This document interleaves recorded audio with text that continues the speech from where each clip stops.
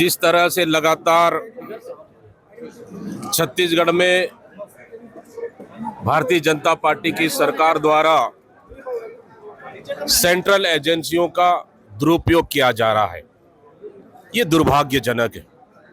ये चाहते हैं छत्तीसगढ़ की राजनीति को दूषित करें, ये चाहते हैं छत्तीसगढ़ की राजनीति को बदनाम करें, ये चाहते हैं छत्तीसगढ़ की राजनीति में डरा और धमकाएं ताकि सरकार की नाकामी को विपक्ष मजबूती के साथ न रख पाए,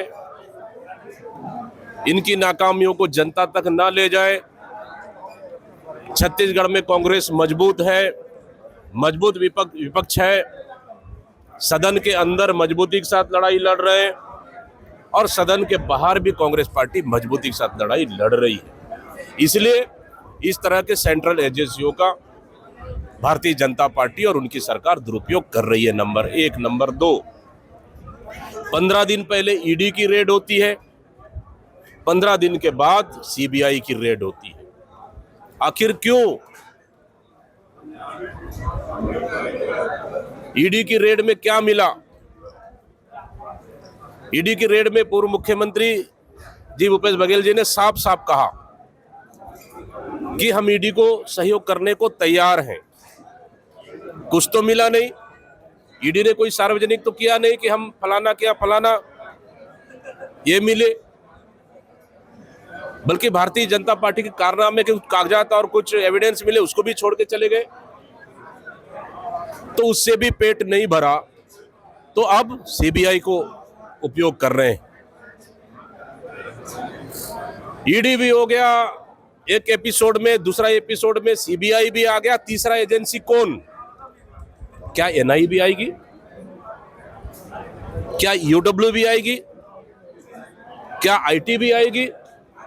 हम पूछना चाहते हैं इस सरकार से, आखिर डर किस चीज की है कि कांग्रेस के नेताओं को आप डरा रहे हैं ताकि आपकी आवाज, आपके खिलाफ आवाज ना उठाएं, जनता की आवाज ना उठाएं, इसलिए आप इस तरह सेंट्रल एजेंसियों को दुरुपयोग कर रहे हैं।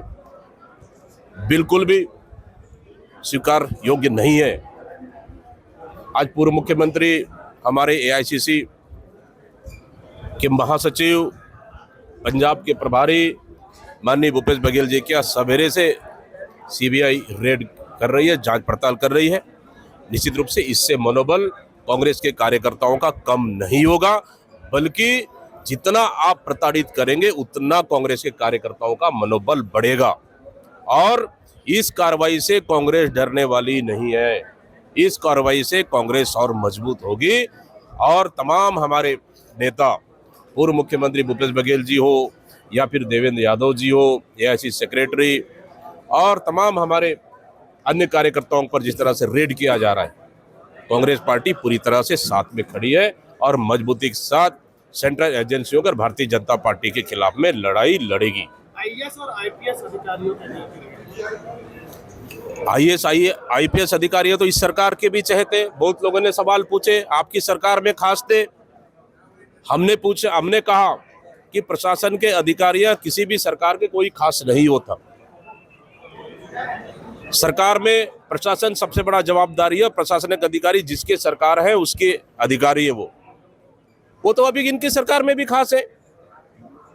अगर कोई बात है तो करे ना जांच, लेकिन इस तरह के कार्रवाई से आखिर ये सरकार क्या मैसेज देना चाह रही है कि छत्तीसगढ़ की राजनीति में बदले की भावना से राजनीति कर रही है, डराने धमकाने की राजनीति चल रहा है, या फिर बदले की भावना से राजनीति चल रहा है, या फिर छत्तीसगढ़ की राजनीति को और यहाँ की लोकतंत्र कुचलने का काम कर रहा है। सेंट्रल एजेंसियों का दुरुपयोग कहीं न कहीं बर्दाश्त नहीं किया जाएगा। कांग्रेस का क्या रुख रहेगा आगे? बिल्कुल, आज मैं स्वयं आया हूँ यहाँ पे और कांग्रेस पिछले समय हमारी पॉलिटिकल अफेयर कमेटी की बैठक भी हुई।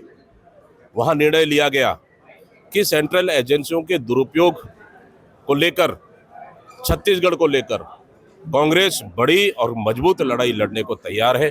बहुत ही जल्द हम लोग आगामी रणनीति तय कर आगामी इन सेंट्रल एजेंसियों के खिलाफ लड़ाई लड़ने के लिए बहुत जल्द ही रणनीति हम तय करेंगे। हैं आप? देखिए, अरुण साहू ने कहा है कि राजनीतिक आधार पर होगा। ये राजनीतिक नहीं, बदले की भावना है। अगर सेंट्रल एजेंसियों को जांच ही करना है तो भारतमाला प्रोजेक्ट पे क्यों नहीं? इसलिए क्योंकि आपके भारतीय जनता पार्टी के नेता भी इन्वॉल्व हैं उसमें। भारतमाला प्रोजेक्ट पे क्यों ईडी और सीबीआई जांच नहीं कर रही है? सीजीएमएससी में घोटाला हुआ क्योंकि आपके मंत्री और आपके नेता भी शामिल हैं, उसको ईडी और सीबीआई जांच क्यों नहीं कर रही है? रीएजेंट घोटाला, क्या उसको सीबीआई और ईडी जांच करेगी? क्या सरकार ईडी और सीबीआई को जांच करने के लिए सौंपेगी? आप छोटे छोटे मछलियों को जेल भेजकर साबित क्या करना चाहते हैं? क्या मंत्री जवाबदार नहीं है? सरकार जवाबदार नहीं है?